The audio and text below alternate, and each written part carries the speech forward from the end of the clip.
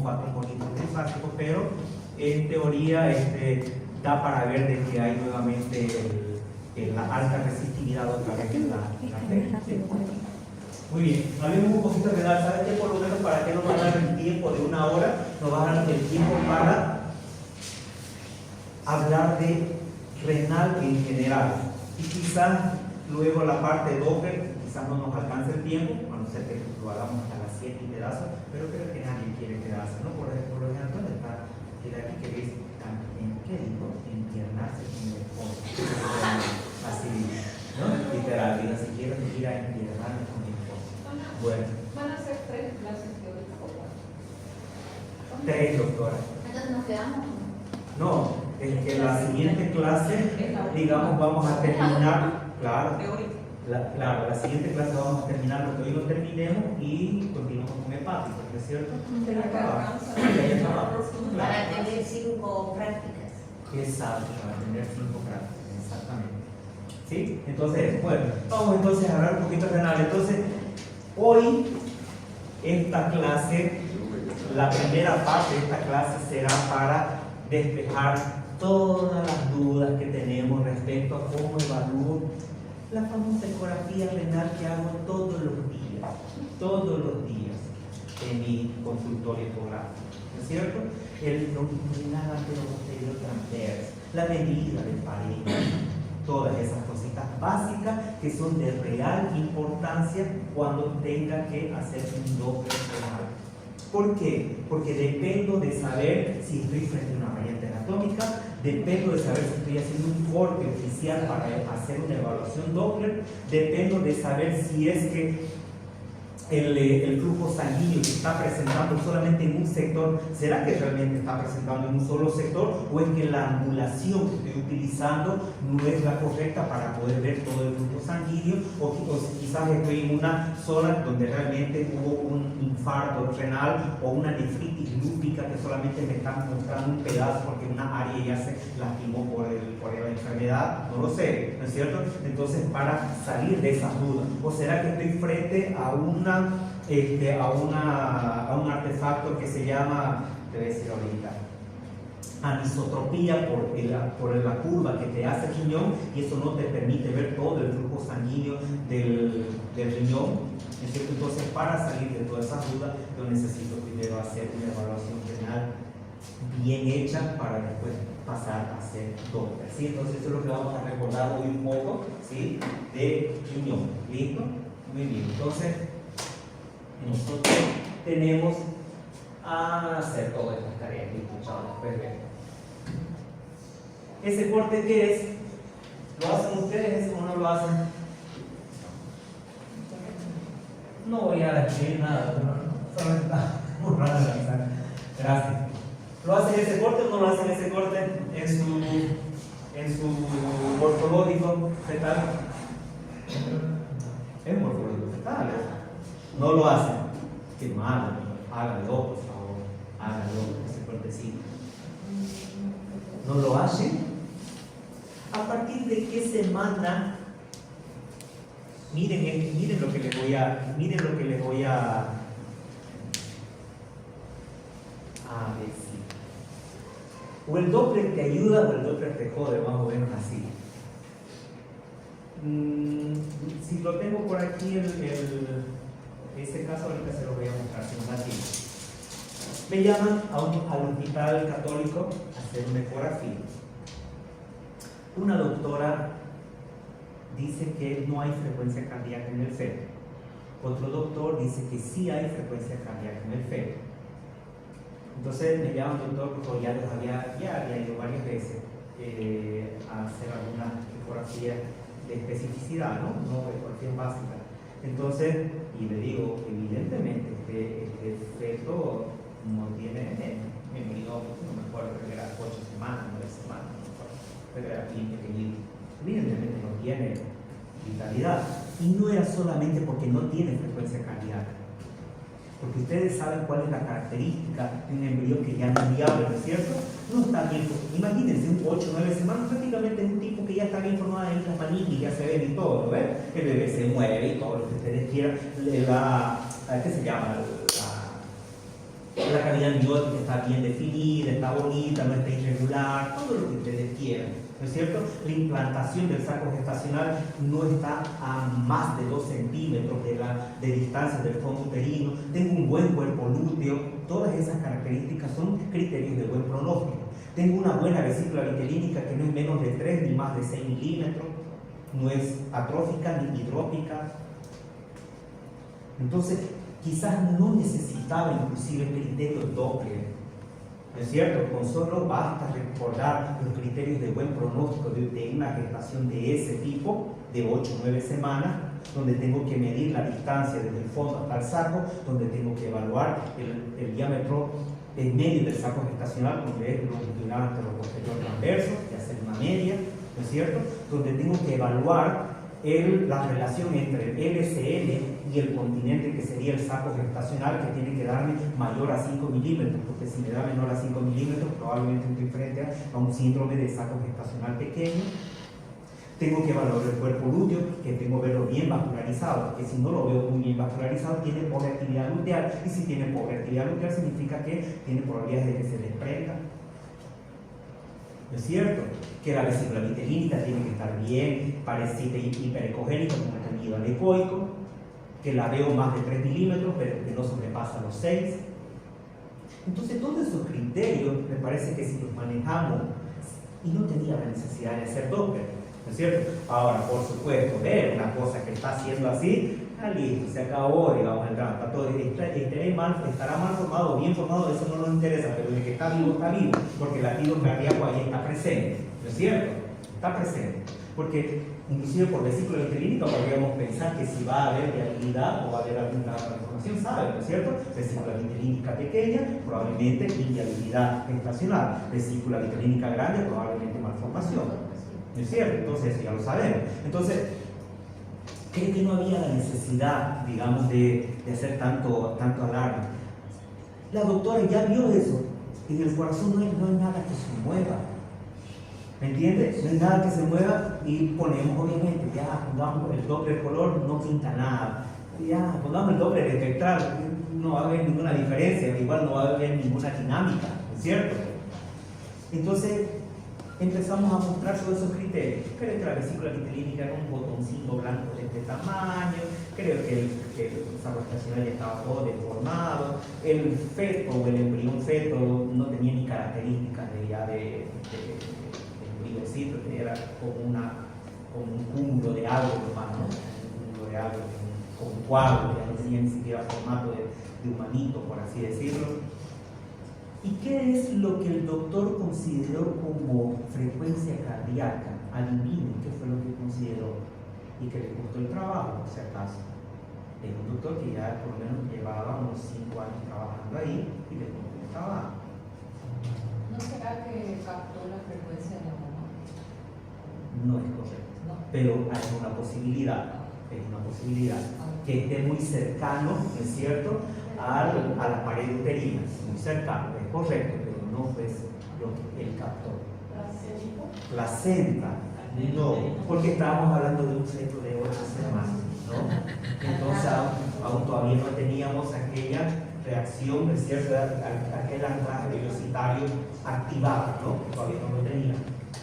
¿Qué creen que hizo pensar a él que había frecuencia cardíaca? Ok, todo bien, una frecuencia cardíaca, dependiendo qué parte del corazón usted agarre, saben que hay formatos diferentes, ¿no ves? Si dice en la literatura que lo que vos deberías de agarrar son dos cosas, o agarrás la válvula auriculoventricular derecha o agarrás el ventrículo izquierdo.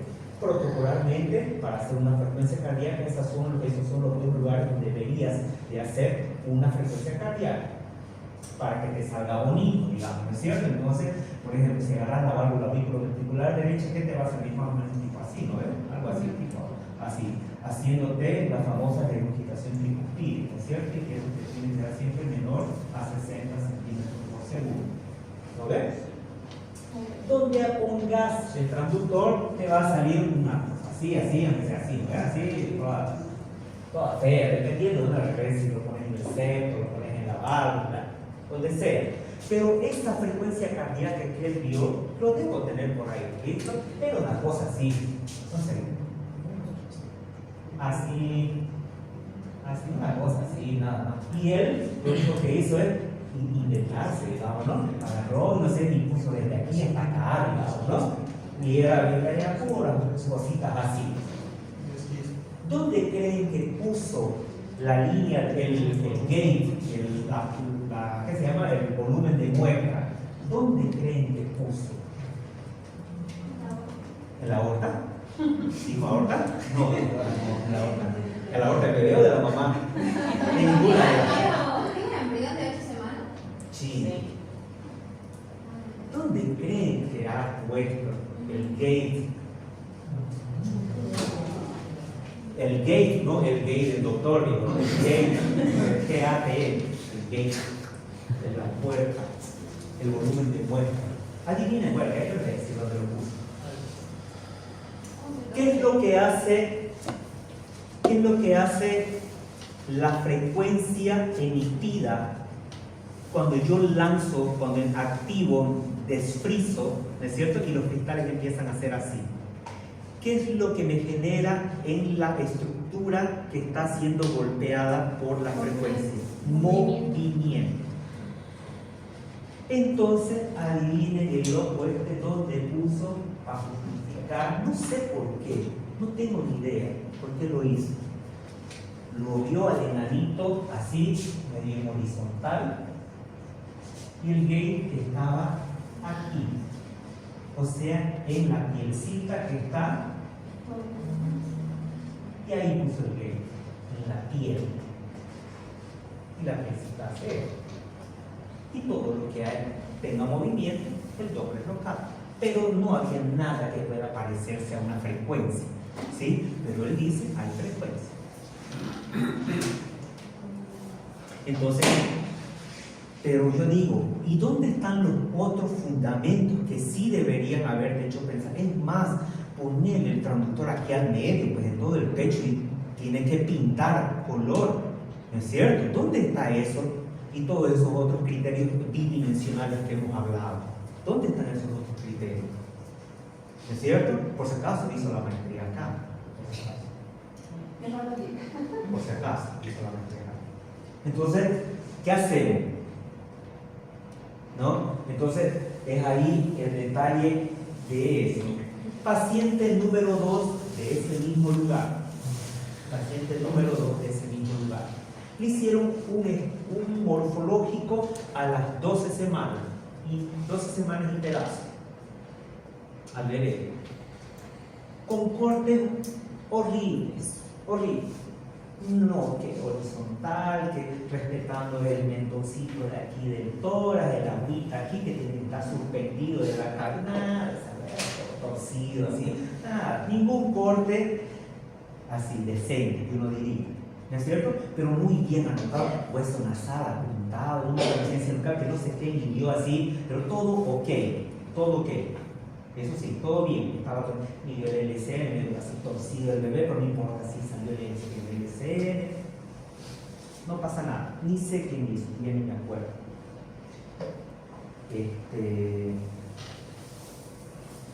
Y yo le hago un control porque me llamaron, ya habían hecho un control a las 12 semanas, tenía un morfológico del primer trimestre que daba todo bien. Luego le hicieron un control a las 15 semanas y vieron de que era dificultoso ver al bebé y que no tenía movimiento el bebé. ¿Sí? No tenía movimiento, pero tenía frecuencia cardíaca, estaba vital y todo lo demás. Y en un siguiente control ya me llaman a mí, y para ese siguiente control el bebé ya tenía 19 semanas, si mal no recuerdo. Y ese bebé estaba seco, sin líquido. Sin líquido. Entonces, yo les digo, ahí fue donde fui curiosa de traer a las otras ecografías, quiero ver. Ya le dije, las imágenes, un desastre, pero había líquido, estaba bonita, ahí estaba el bebé medio tosía así, hice un LLC y todo. Ninguna foto decente, todas estaban mal hechas, pero estaba ahí el bebé, todo bien, se ve el latidito, ahí todo lo que ustedes quieran, la raja, ahí liquidito, todo bien. En la siguiente ecografía de las 15 semanas, sí, concuerdo, se ve medio borroso, pero ya se advertía un poco de menos líquido, pero que no estaba documentado. Decía líquido dentro de lo normal, una cosa así. Pero cuando yo lo agarro a las 19 semanas, no me acuerdo si era 19, 20, pero era por ahí, seco. Y dice que corte. ¿Por qué carajo le hago ese corte? Que dice, que hicieron así, ¿para qué? Que hicieron más de uno. ¿Por qué le tengo que hacer ese corte? Para ver las renales, si tiene riñón. ¿Qué más? Continúe.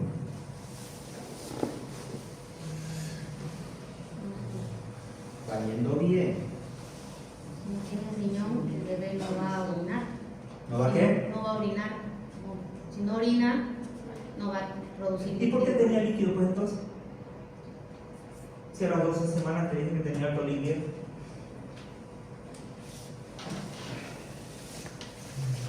Siga pensando, pero va yendo bien. A partir de las 16 y depende de las 16 semanas. ¿Siga, doctora? Si mira también vejiga, si está llenado, porque si no hay, significa que está orinando, si no orina.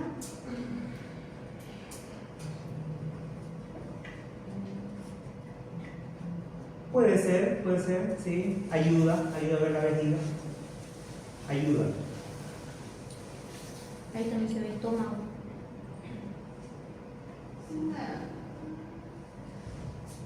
No es este el caso. Solamente estoy diciendo, esta no es de ese bebé, no es el caso.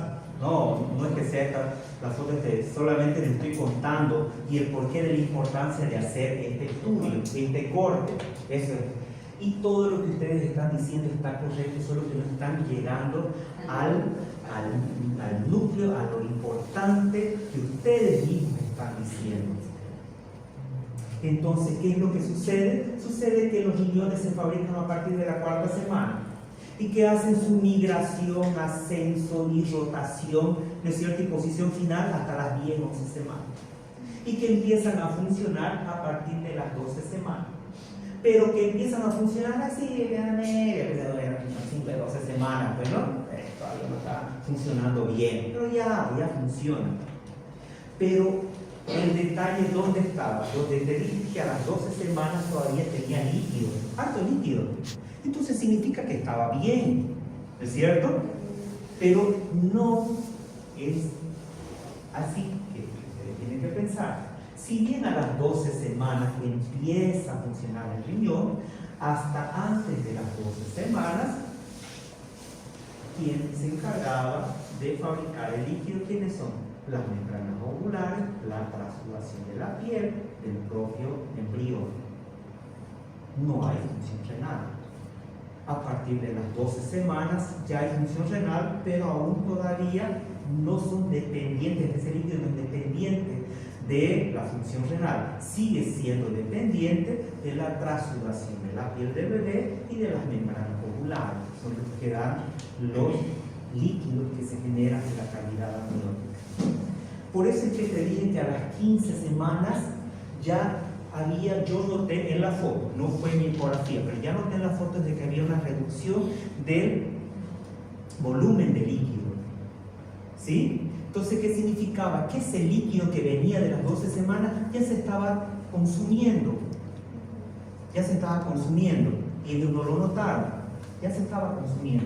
Y allá en ese hospital son pro vida. ¿Sí? Significa de que por más malformación que tenga, si Diosito quiere, lo lleva. Pero si Diosito quiere que nazca, tiene que nacer. ¿Sí? No hay la política esa, si viene con unas grandes malformaciones, darle la opción de que interrumpamos el embarazo. No hay esa opción. ¿Sí? Si quieres esa opción, tendrás que salir de ese hospital y irte por otro lado, porque ahí no te la van a ofertar. ¿Ya? Entonces, seguimos entonces. Esas 15 semanas que no observaron bien y que yo ya noté que había poco líquido, ahí decía normal. Y yo lo topé con las 19, 20 semanas. Adivinen qué sucede entre las 18 y 19 semanas con ese bebé.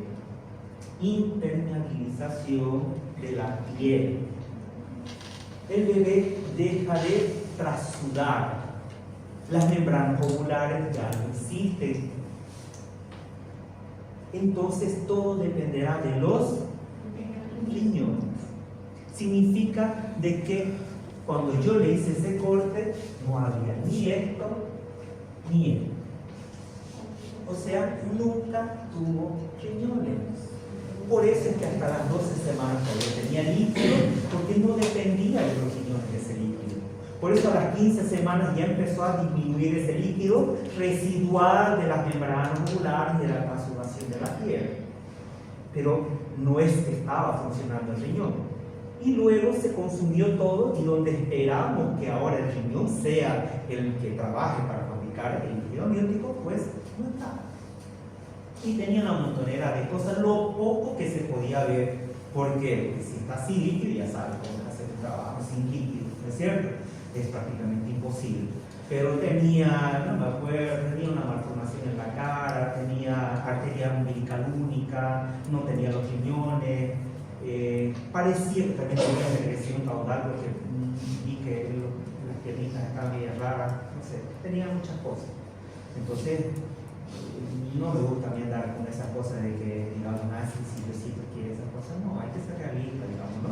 Y nadie quería hablar con la mamá. Bueno, mamá, pasa esto, así. ¿Quién habló con usted? Nadie, pero bueno, mamá, viene su hijo, viene así. Y se acabó, ¿no?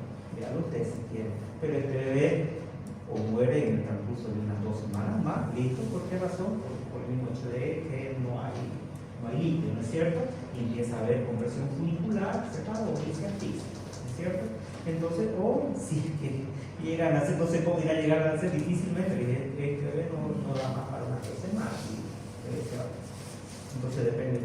Ya, pues ya me llegó la noticia, digamos que obviamente creo que llegó unas 2 semanas más y resolvieron el problema en la casa, porque no hay, ¿no? Resolvieron la casa. Entonces por eso la importancia de ese corte, ¿no? Se llama el famoso corte de hombre palito o hombre espantapájaro, ¿no es cierto? Donde vos ves, ¿no es cierto?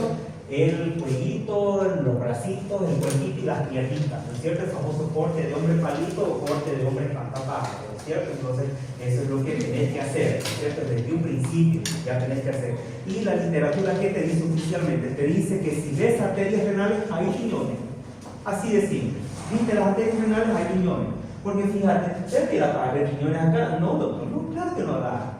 Tiene que ser más adelante que son más visibles los riñones. Pero este corte ya te muestra de que sí hay la presencia de los riñones, indirectamente, ¿no? Porque te está mostrando las arterias renales, ¿ok? Muy bien, entonces ahí está, ¿no? 6 semanas, brotes metanérgicos, 8 semanas, comienza a ascender, 10 semanas y completa la migración. Y se la llegada hasta sus respectivas fosas renales. Y es ahí, durante ese proceso de que se están generando los brotes metanérgicos, donde están comenzando la ascensión, la migración, la rotación, es ahí donde tenemos todas esas variantes anatómicas conocidas, habidas y por haber. ¿Cómo que? Por ejemplo, cuando estaba en el ascenso, uno quedó a medio camino y el otro se fue hasta su fosa renal umbilical. Entonces este quedó en ectopía, simple. No, este le dio la gana de irse también para acá y se vino para este lado. Entonces eso es una ectopía renal cruzada. Estos dos andaban que no sé, este quería irse para acá, este quería irse para este lado, terminaron juntándose en la línea media. Eso se llama riñonejadura. Este brote metanérgico quedó disminuido y solamente se formó este y llegó hasta acá. Por lo tanto, este nunca se desarrolló. Estamos hablando de agenesia renal. ¿No es cierto?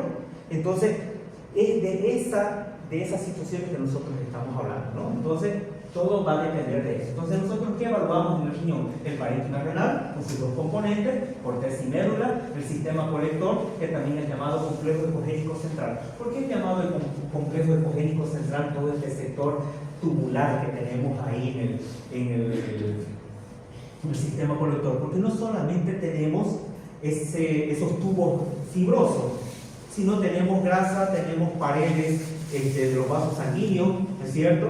Y tenemos el sistema colector propiamente dicho. Así que todas esas estructuras son blancas. Entonces, por eso no solamente es sistema colector que evaluamos, por eso se lo llama complejo ecogénico central, porque todas esas estructuras, grasas, paredes vasculares, tejido fibroso del sistema colector, todo eso es blanco. Todo eso es blanco. Entonces, por eso nosotros consideramos como un complejo ecogénico central. Y luego es aquí donde nosotros tenemos la gran importancia, ¿no? El sistema vascular, arterias y venas, ¿no es cierto? Muy bien. Perfecto. Entonces, para todos quienes aprendieron a hacer la medición del riñón, sabemos que nosotros siempre hemos medido el corte coronal. Si hay algo que hemos dicho toda la vida, fue, estoy haciendo el longitudinal del riñón. ¿Está bien? Está correcto.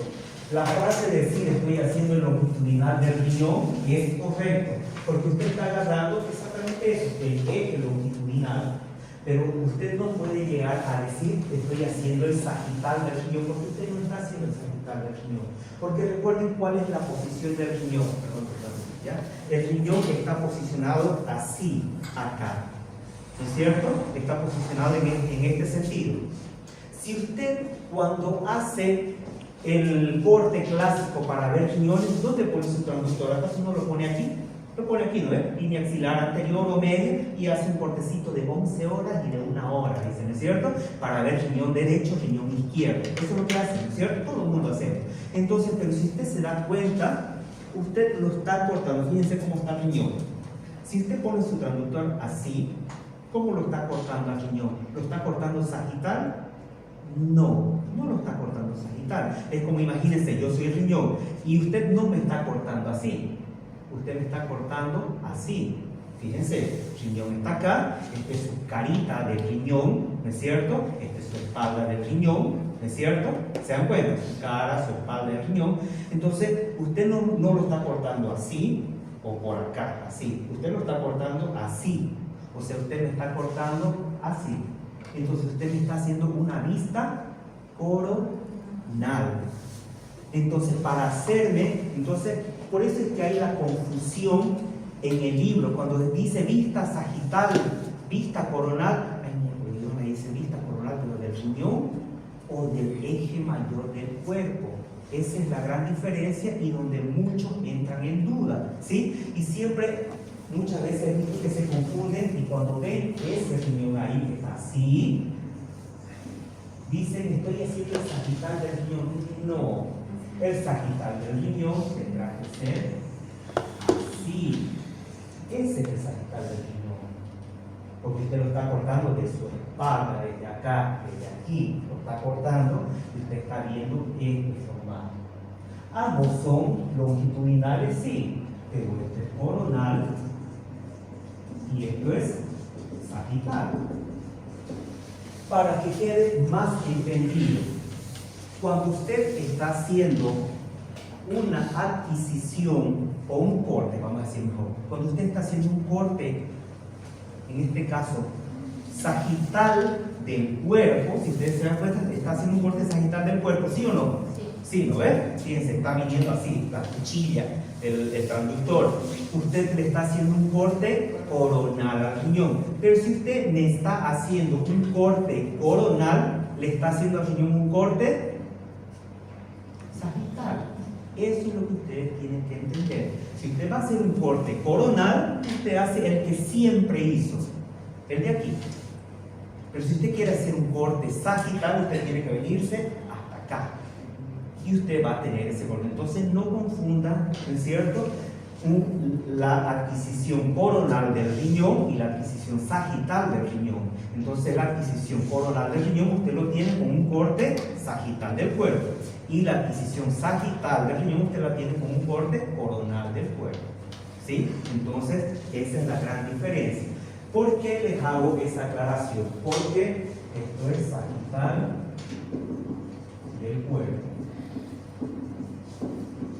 Y esto es coronal del cuerpo. Porque este es el corte que yo utilizo para ver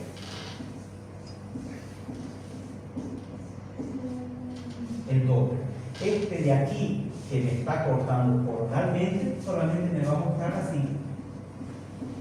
Vasitos cortados en axial, y ese no me sirve. El que me sirve es el corte sagital del riñón haciendo un coronal del cuerpo. ¿Ok? Entonces, lo que sí debe quedar claro, que espero que todo el mundo mira modernamente, porque he visto que miden longitudinal antero-posterior, y eso ya está en desuso hace mucho tiempo. ¿Sí? Es longitudinal antero-posterior, transverso y parénquima.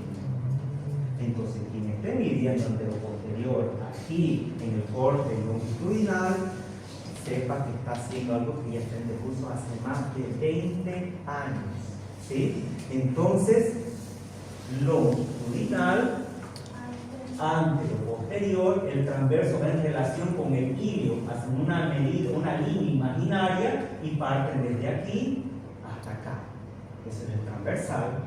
Una cruz perfecta o un 90 grados del transverso será el antero-posterior, y el parénquima desde la cápsula ejecta hasta el sistema colector.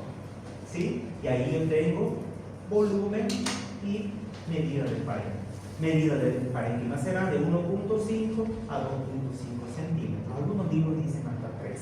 ¿Sí? Entonces eso va a ser lo que vamos a tener como medidas oficiales del riñón. Respecto a los criterios de asimetría para evaluar posibles insuficiencias renales, atrofias renales o posibles hipoplasias renales. Hay dos grandes diferencias. ¿Sí? Puede ser que congénitamente mi riñón chico sea más chico de este tamaño y ellos estén súper bien funcionando. O puede ser que por alguna lesión, alguna infección que haya tenido o algún trauma que haya tenido mi riñón derecho, vamos a suponer, esté pequeño. Entonces para eso existen los criterios de asimetría. Los criterios de asimetría, ¿qué dicen? Si es que en el longitudinal la diferencia es más de 3 centímetros, entonces riñón derecho midiendo 10, riñón izquierdo midiendo 6 centímetros, es más de 3 centímetros. Entonces, cuando en longitudinal hay una diferencia mayor a 3 centímetros, es un criterio de asimetría. Y el otro criterio de asimetría es 50% de volumen. Usted hace el volumen del riñón derecho y le dio 200. Usted hace el volumen del riñón izquierdo y le dio 90, 80. Es más del 50%. Entonces, también es un criterio de asimetría. ¿Ok? Doctor, en el primer rectángulo, ¿podría invertirse el riñón izquierdo menor que derecho? Sí, claro. Esto de aquí es lo normal. Riñón derecho siempre será más chico que el izquierdo. Eso es normal. Eso estoy hablando de valores normales. Es así como que dice igual aquí. Un riñón puede medir de 9 a 13. ¿No es cierto? Que es normal igual. Dependerá de quién, del biotipo del paciente. Si es chato o si es más grandote. ¿Sí? Pero si es gordo, no, ahí no va a ser riñones grandes, ¿no? Si es chato y gordo, igual van a ser siendo, digamos, de un tamaño promedio, ¿no? Entonces estamos hablando de que esto es proporcional a la estatura del paciente, ¿no es cierto? Entonces puede ser que tengamos un riñón de 10, un riñón de 11, 12, eso es normal, ¿sí? Pero lo que no debe ser normal es que sea con una diferencia mayor a 3 centímetros o una diferencia de más del 50% del volumen respecto al otro, ¿sí? Lo que sí es normal también es que el riñón derecho es más chico que el izquierdo. ¿Por qué será? ¿Será que por el hígado, ¿no ves? Que lo aplasta el riñón y lo hace más chico, ¿no es cierto? Muy mal. No le digo. Sería una lógica que hasta ahora se sigue pensando, pero resulta que no había sido así, doctora. Ya le voy a explicar por qué. ¿Sí? Entonces, resulta que aquí es la mayoría, ahí. ¿Ya estuvo, verdad? No creo.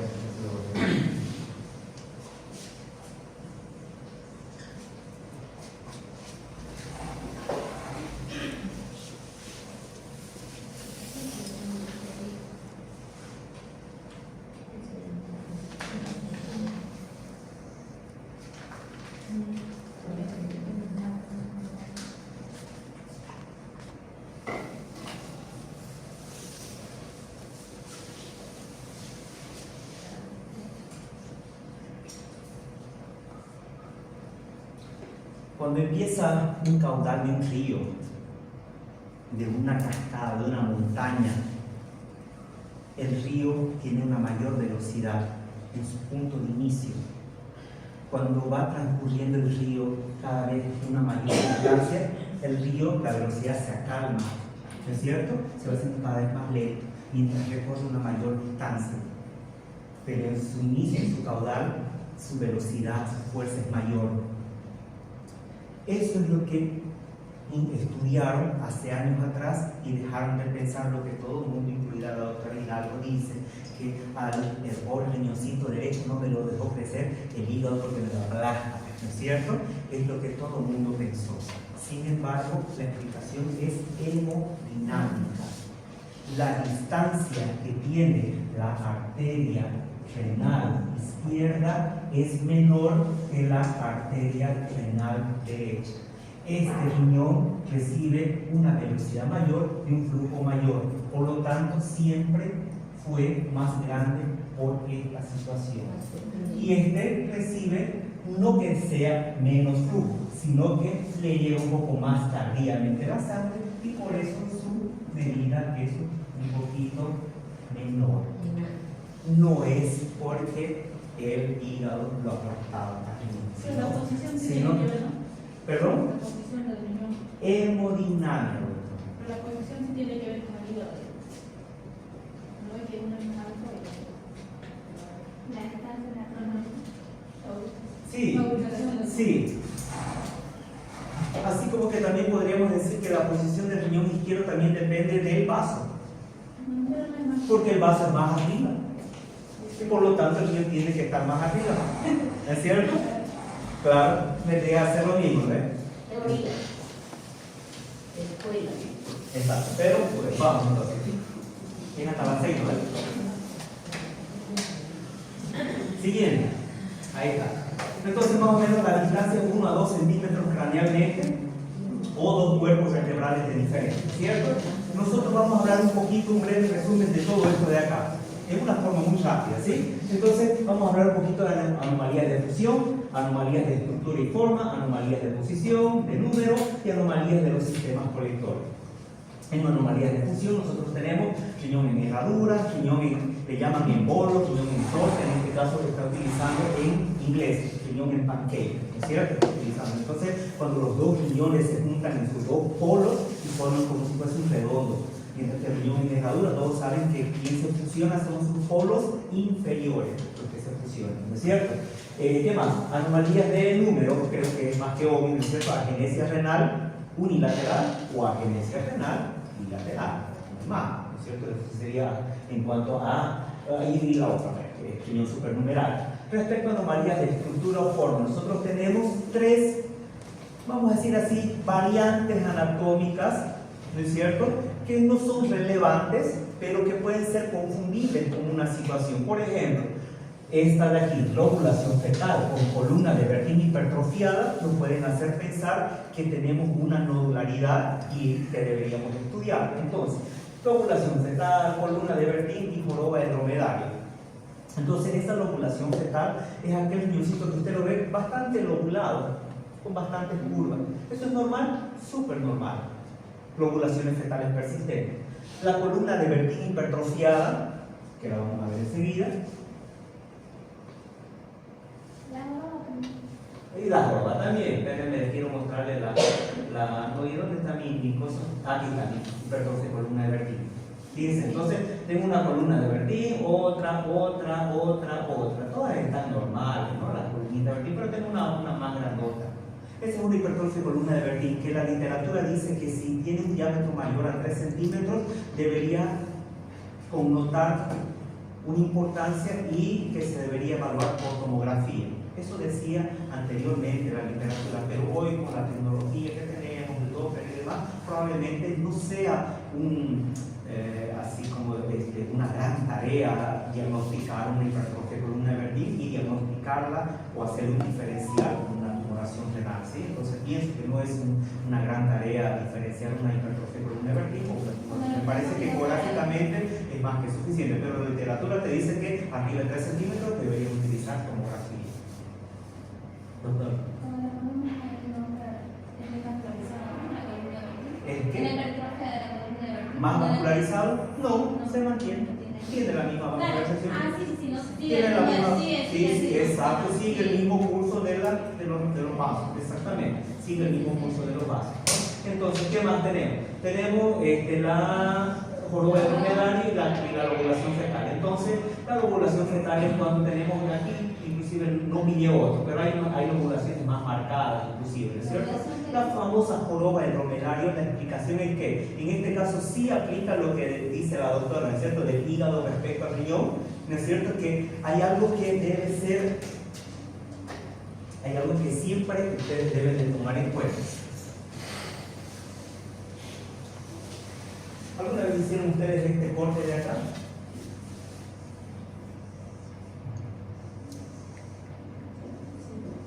El hígado con el riñón, ¿hicieron alguna vez ese corte? Ese corte ustedes lo utilizan para medir el lóbulo derecho, ¿verdad? Ya no, hace muchos años. ¿Sí? Ya no. Hace muchos años. ¿Tienen otras aplicaciones? Sí. No digo que esté mal hecho, tienen otras aplicaciones. Así como tengo ese corte de relacionar hígado con riñón derecho, yo tengo aquí otro. Tengo aquí el vaso y tengo aquí al riñón. ¿Alguna vez también hicieron ese corte? Sí, ¿no es cierto? El vaso, que dice que no debería de sobrepasar el tercio medio del riñón. Eso es lo que dice la literatura. El polo inferior del vaso no debe de sobrepasar el tercio medio del riñón. Eso dice la literatura. En algunos casos, este vaso está muy apoyado hacia el riñón y lo que genera una disminución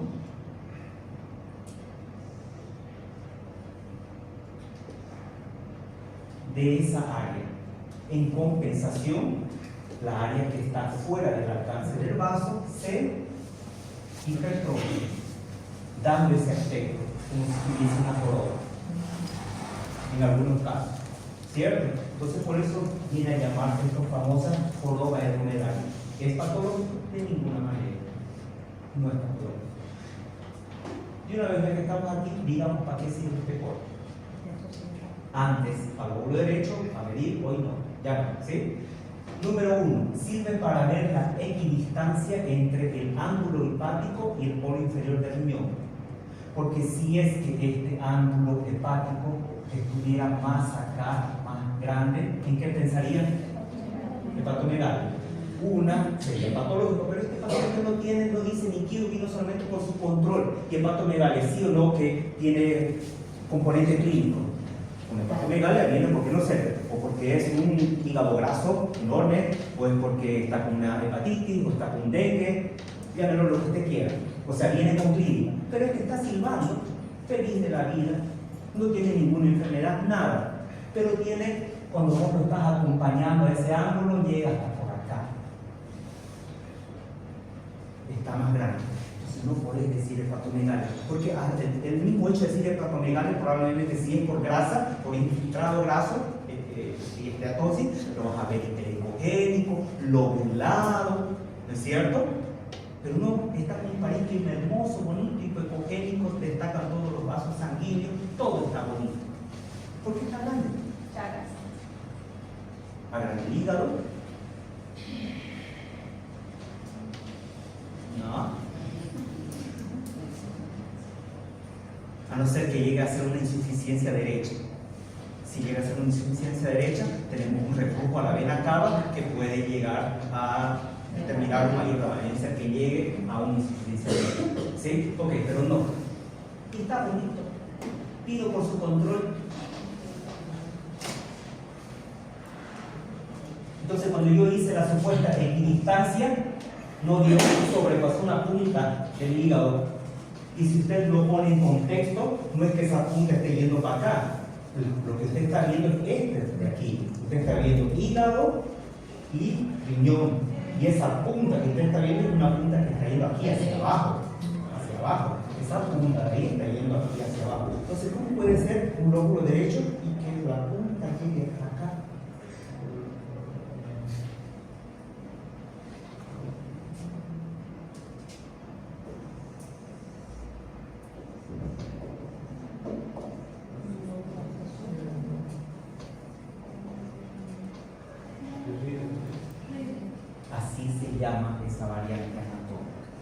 lóbulo de Rieger.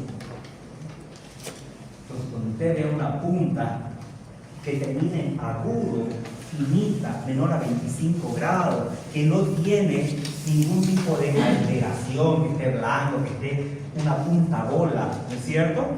Entonces, y esté feliz de la vida del paciente, es un lóbulo de Rieger. Vamos a mostrar, por supuesto, que vamos a mostrar 80.000 lóbulos de Rieger, más común que... Ya no ves de las cosas que se va enterando. Siguiente. Ok, resulta que no hay lóbulo de Rieger, ¿ya? Está todo bien, está terminando poniendo el hígado. Perfecto. Equidistante con el riñón. ¿Para qué otra cosa más que sirve? ¿Ah?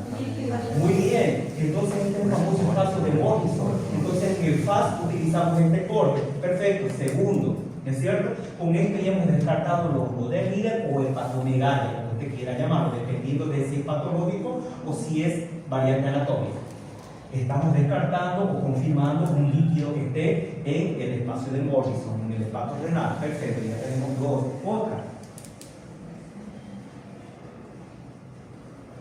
Es un corte que siempre te piden para hacer una comparativa de la ecogenicidad del hígado respecto a la del riñón. Este está más blanco, este está más negro. Con eso te estoy demostrando de que realmente existe una esteatosis, o por lo menos un infiltrado, que no todo es esteatosis. Ya vamos a hablar con nuestros queridos. ¿Para qué otra cosa más? Nos falta una más todavía.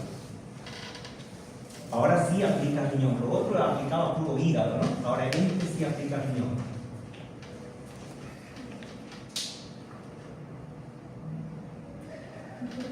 Resulta, puede ser por ahí.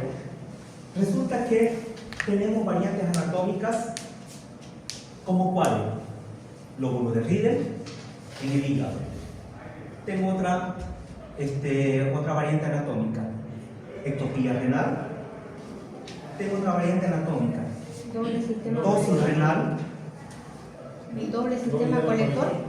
No, digo en el contexto de lo que quiero decir, lo más común. Sí, hay doble sistema colector, pero déjenme llegar a lo que quiero decir.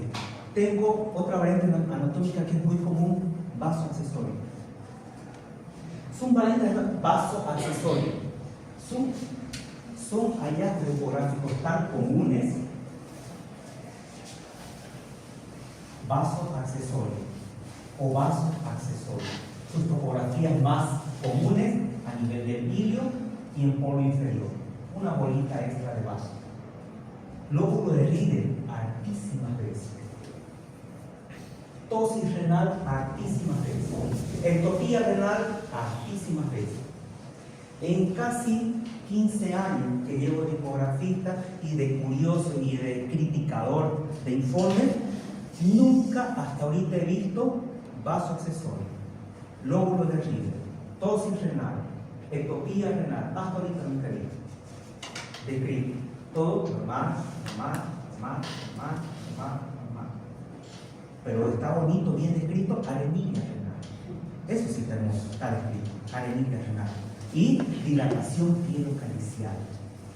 Hermoso está colocado eso. Arenilla y dilatación pielocalicial. Súper hermoso, en todos los informes.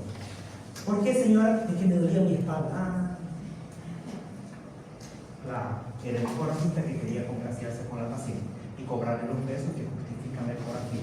Porque si no pillaste nada, significa que no le hiciste nada, significa que es una plata mal invertida en la señora y va a salir puteando en tu consultorio. Lógico, ¿no? Entonces por eso inventamos la arenilla o la dilatación pielocalicial, que nunca la vimos, por si acaso. Entonces, había sido tan común la tosis renal, había sido tan común la ectopía, había sido tan común el vaso accesorio, había sido tan común el lóbulo de Rieger, pero que nunca lo vimos. Doctor, pero realmente tiene importancia, algunas veces sí, algunas veces no, ¿sí? Entonces lo bueno es que más bien, gracias a Dios, ninguna de esas cosas le va a afectar al paciente, pero depende, algunas sí, si es que hay condicionantes. Por ejemplo, ¿qué pasaría si un vaso accesorio? Vamos a suponer el hipotético caso, es una patología hemolítica que tiene el paciente, linfoproliferativa, donde el problema es el vaso y tengo que hacer una esplenectomía en ese paciente y tengo que sacarlo, por algo se llama esplenectomía. Entonces, chao vaso. pero se te olvidó reportar al vaso accesorio. ¿Qué creen que va a pasar con ese vaso accesorio? Se llama hipertrofia compensatoria difusa. O sea, este vaso, otra vez, no. Y otra vez con las hemorragias, y otra vez con la hemoglobina, pero si ya le sacamos el vaso, vamos a hacer una ecografía otra vez, y otra vez. ¿Cómo? Si le habíamos sacado el vaso, exactamente. Ahí adquirió la importancia.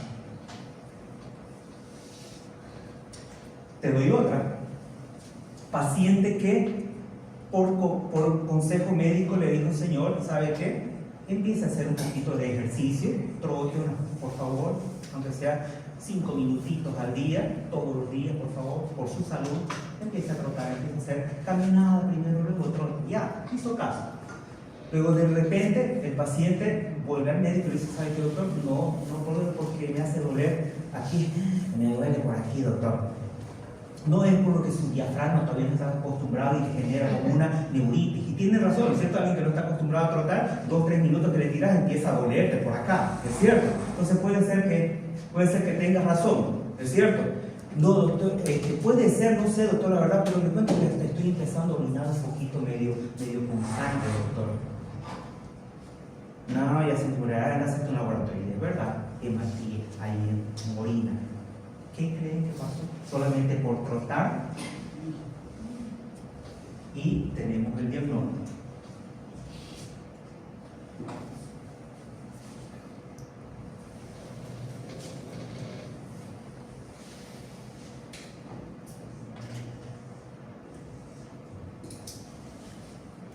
La siguiente función que tiene este corte es medir desde el diafragma hasta el polo superior del riñón. Si en la distancia es mayor a 4 centímetros, yo tengo dos diagnósticos diferenciales: tosis renal versus ectopía renal. En tosis renal, esta distancia de 4 centímetros va a aumentar toda vez que yo le pido al paciente hacer maniobra. A ver, maestro, a ver, respire profundo. Suéltele ahora. Se baja el riñoncito. A ver, respire luego. Se sube el riñón. A ver, rebote. Se baja el riñón. A distancias grandes, 8, 9 centímetros, baja el riñón. Entonces este riñoncito, cuando le pedimos que haga maniobra, a ver, frote la panza, meta aire, suspende, suelta, y el riñón viene hasta acá.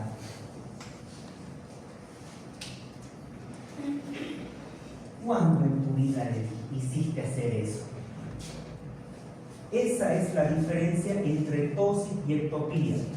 Primero tiene que cumplir esto: la distancia del diafragma al polo superior del riñón tiene que ser mayor a 4 centímetros. La siguiente cosa que tenés que pedir al paciente: hacer maniobra. Haga maniobra. Y el riñón hace esto. Doctor, pero eso se llama signo de sliding renal. Sí, tenés razón, por supuesto, porque el riñón no es una cosa que está fija. Se desliza sobre el psoas, doctor, que usted me la está charlando. No te la estoy charlando. Es correcto, tenés razón. Hay un signo de sliding, que el riñoncito se desliza sobre el psoas. Pero se desliza así que vaya tan arriba y tan abajo. No. La literatura dice que puede deslizarse hasta 3 centímetros. Deslizarse, ¿sí? Y volver, o sea, hacer esto, así. Eso, pero no esto. Entonces, cuando vos le pedís que haga esas maniobras, y el riñoncito que ya está más de 4 centímetros de diafragma, ya empezamos con eso, ya tenemos más de 4 centímetros, simplemente hace el signo de sliding positivo, pero nunca llegó a hacer esto. Por lo tanto, eso es ectopía renal. Todo riñón que está a más de 4 centímetros de distancia del diafragma, donde no hay un desplazamiento mayor, ese riñón ya está ectópico. Y les voy a decir otra cosa más enseguida, o de una vez se las termino de decir.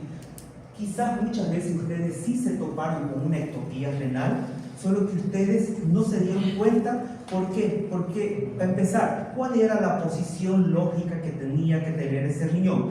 Corte a nivel de 11 horas en la línea axilar anterior o media, pedir que meta aire y yo lo veo al riñón. ¿Lo pudiste ver? No. ¿Qué hiciste? No sé, la verdad. Date cuenta dónde terminó tu mano. Tu mano termina a veces así, aquí, y así echada tu mano, para ver el longitudinal del riñón. Entonces, ¿está en posición correcta? No, para que tu mano termine así, transversal, consiguiendo el longitudinal del riñón, significa que ese riñón no está en una posición correcta. Entonces, ¿qué te quiero decir con esto? Que casi por lo general, todo riñón ectópico está con una malrotación. Pero vos no te interesó mientras vos estabas mirando la pantalla y buscando el riñón cuando acordaste, así terminó tu mano, hiciste así sin mirar tu mano, hiciste las medidas, hiciste así, listo, se acabó. Nunca miraste tu mano, ¿dónde terminó tu mano? Terminó por acá, tu mano. Nunca te diste cuenta, pero terminó por acá y así transversal terminó tu mano con el transductor. Entonces teníamos una distancia súper lejana del hígado que además de eso estaba mal rotado. ¿No es cierto? Entonces, eso quizás te faltó ser un poco más observativo y quizás hacer esta maniobra. Entonces, cuando hacemos primero, punto número 1, tiene que ser más de 4 centímetros la distancia del diafragma por el superior. ¿Se desliza mucho? Sí, se desliza mucho. Tosis renal. No, doctor, solamente hace un pequeño movimiento, pero tampoco no se acerca más. Siempre se quedó ahí abajo y solamente hace un pequeño desplazamiento. Ok, esto es vía renal. ¿Sí? Entonces, eso. Entonces, por eso es que yo digo, hasta ahorita nunca he visto en un informe ectopía renal, tosis renal, vaso accesorio, lóbulos de Riemann. Nunca he visto. Entonces significa que, y supuestamente creo que el 30% de la población tiene vaso accesorio. 30 significa que de cada 10 pacientes a 3 deberías verle un vaso accesorio. Más o menos. Ustedes en su procedimiento, en su trabajo. No, solamente una pregunta. Está bien. Está bien. ¿Y la hematuria por qué fue entonces? Ah, muy bien. Ponga la explicación, doctora. A ver. ¿Qué pudo haber sido la hematuria? Rozamiento, traumatismo, debido a lo que sube baja el diafragma por la respiración. Así bien, doctora.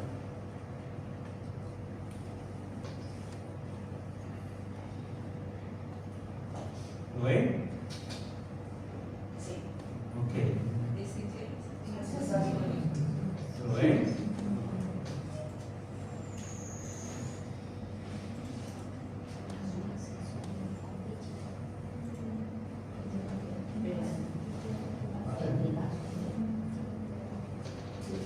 Ahí está. ¿Lo ven? Sí. Ok. Vaso accesorio. Algunas veces está en el ilirio, algunas veces está cercano al polo inferior. ¿Sí? Aquí hay otro vaso accesorio, veamos.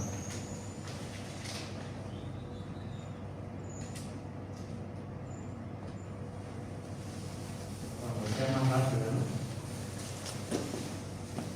Midiendo el vaso de una manera, y eso fue aquí, miren, fue un cíclope.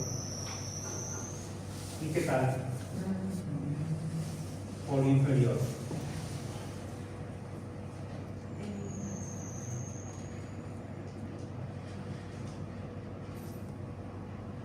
Ahí está. Señora, la voy a mandar a hacer una tomografía. Tiene un nódulo ahí sospechoso, así, ¿no? Vaso accesorio, ¿cierto? Vaso accesorio. Muy bien, ahí está, entonces vaso accesorio.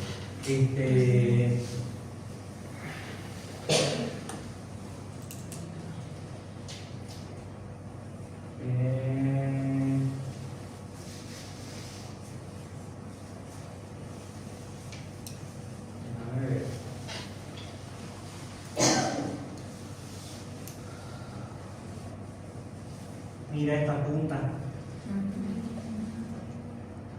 Ahí está la comparativa, mira.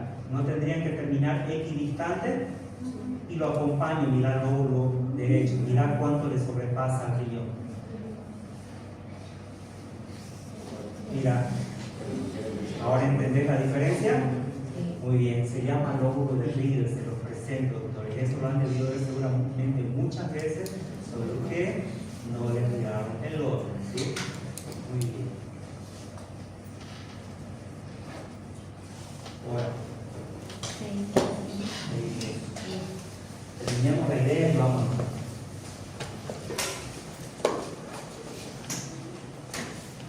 Entonces, ahí está la joroba de Roland, ya sabemos por qué. Ahí están las tubulaciones persistentes, ahí está la hipertrofia columnar vertical. La hipertrofia compensatoria, vamos a quedar con esto de acá, ¿no es cierto? La hipertrofia compensatoria puede ser difusa o puede ser focal. Difusa significa que tengo ausente mi riñón derecho. Vamos a suponer, ¿no es cierto? Por diversas razones, traumático, me tuvieron que sacar, ¿no es cierto? O ya nací sin un riñón, ¿no es cierto? Con una infusión muy fuerte, tenía una hidronefrosis caballona que se deshizo, se hizo bolsa en mi riñón, tuvieron que sacármelo. O por último, no me lo sacaron, está excluido, porque funcionalmente se atrofió y quedó ahí, ¿no es cierto? Porque no lo resolvieron, porque no me dio la gana, salieron de eso, ¿no es cierto? Entonces, el otro riñón en esa compensación se agranda. Entonces, a eso se llama hipertrofia compensatoria difusa, porque todo el órgano se agrandó, mientras que la focal vendría a ser esta de aquí, por ejemplo, la joroba del dromedario. Solamente un pedazo del riñón está agrandándose. Eso sería una hipertrofia compensatoria focal, porque una zona fue afectada y la otra zona de ese mismo órgano de compensación agrandó su tamaño. Eso sería una hipertrofia compensatoria focal, ¿sí? Muy bien, a ese riñón que se agranda se lo llama vicariano. Otra cosa que quería hacerles notar, ¿no es cierto?, dentro de las variantes anatómicas, y con esto nos vamos, es que alguna vez se lo habíamos comentado, inclusive me sirve para algún caso, para postear, yo les chisteo con eso, ¿no es cierto? En lugar de poner fotos de lo que sea, entonces de algún caso clínico que ustedes tengan. En este caso, estamos hablando de la famosa agenesia renal. Dicen que la más común que se asocia con una malformación mileriana es la agenesia renal izquierda. Entonces, si yo no tengo el riñón izquierdo, estoy viendo aquí al vaso, en la fosa renal no hay nada, tengo el hígado, aquí tengo mi riñón y aquí abajo dos úteros, ¿no es cierto? Entonces se asocia con útero y delfo, ¿no es cierto? Entonces eso puede ser viceversa, riñón derecho ausente, puede ser, pero muy poco común. Por lo general es ausencia del riñón izquierdo asociado con una malformación mileriana.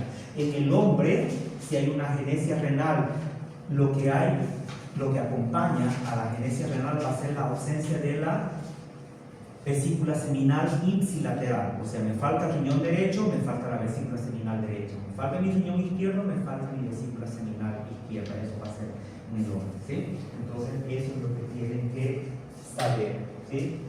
Y chao. Para nuestra bolsa, vámonos. Llamada ahorita.